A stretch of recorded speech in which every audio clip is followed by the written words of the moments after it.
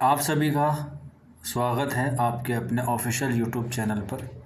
और आज हम फिर आप लोगों के लिए हाजिर हैं एक और सेशन लेके, जिसमें हम लोग बात करेंगे टीचिंग एप्टीट्यूड की, या हम लोग कह सकते हैं जो 10 क्वेश्चन आते हैं DSSB TGT के एग्ज़ाम में, और उसी में जो है वो हम लोग आगे बढ़ेंगे। आज जो हमारे पर्सन हैं वो भी जो है वो ख़ास होने वाले हैं। तो चलिए फिर बिना किसी देरी के आज का जो हमारा सेशन है उसको हम लोग शुरू करते हैं। और हमारे पास 191 से लेकर 200 तक जो क्वेश्चंस हैं वो उर्दू के होते हैं।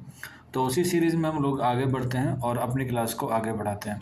तो चलिए फिर आप अपने पेन पेंसिल या नोटबुक जो है वो आप लोग नोट कर लीजिएगा, और फिर उसके साथ जो है वो अपने आप को एनालाइज कर सकते हैं इन 10 क्वेश्चन में कि आपका स्कोर कैसा है और आप जो है वो कितना सही कर पा रहे हैं टीचिंग एप्टीट्यूड के पार्ट को, क्योंकि ये भी बहुत अहम होता है एग्ज़ाम के हवाले से। तो चलिए फिर बिना किसी देरी के हम लोग जो है वो शुरू करते हैं। पहला सवाल है, आप कक्षा में किन छात्रों से प्रश्न पूछना पसंद करेंगे?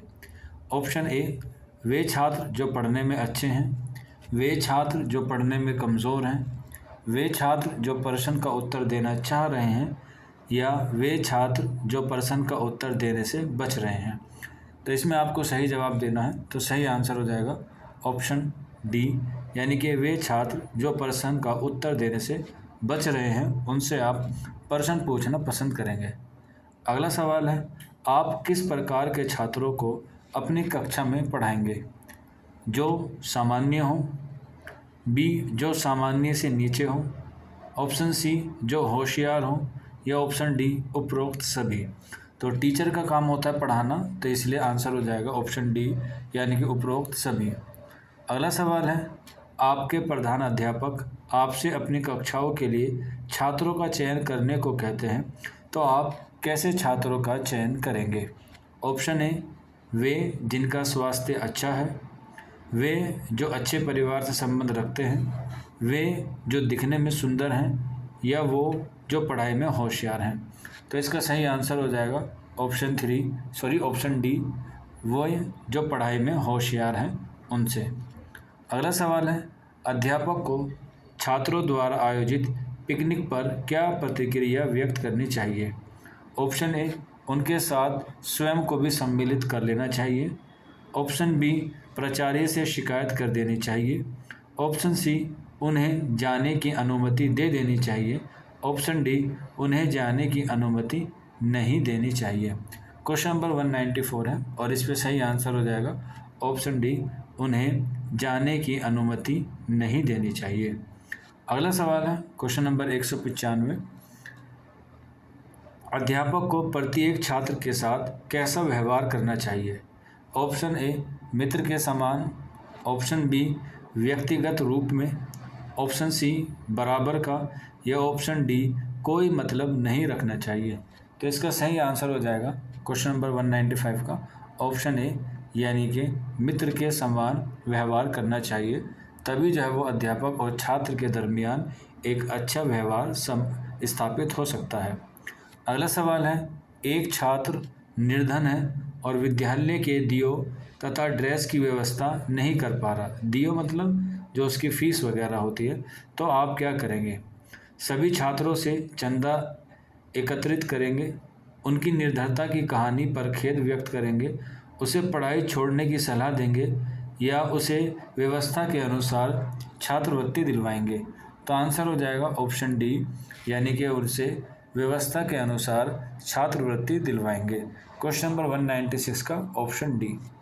आगे बढ़ते हैं 197 यानी कि 197, छात्रों द्वारा पाठ्य वस्तु को न भूलने हेतु आप क्या करेंगे?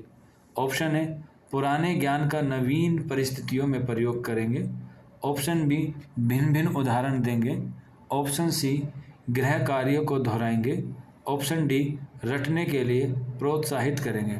क्वेश्चन नंबर 197 है, तो आंसर हो जाएगा ऑप्शन ए, यानी कि पुराने ज्ञान का नवीन परिस्थितियों में प्रयोग करेंगे। अगला सवाल है क्वेश्चन नंबर 198, व्यक्तिगत शिक्षण केंद्रों का मुख्य उद्देश्य होता है छात्रों की कमी को पूरा करना, परीक्षा उत्तीर्ण करना, धन पैदा करना, या उपरोक्त सभी। 198 है, तो इसका दुरुस्त आंसर हो जाएगा ऑप्शन डी, यानी कि उपरोक्त सभी। अगले सवाल की तरफ बढ़ते हैं 199 की तरफ। छात्रों के प्रति अपना व्यवहार कैसा रखेंगे? ऑप्शन ए, एक पिता जैसा। ऑप्शन डी, सामान्य व्यवहार।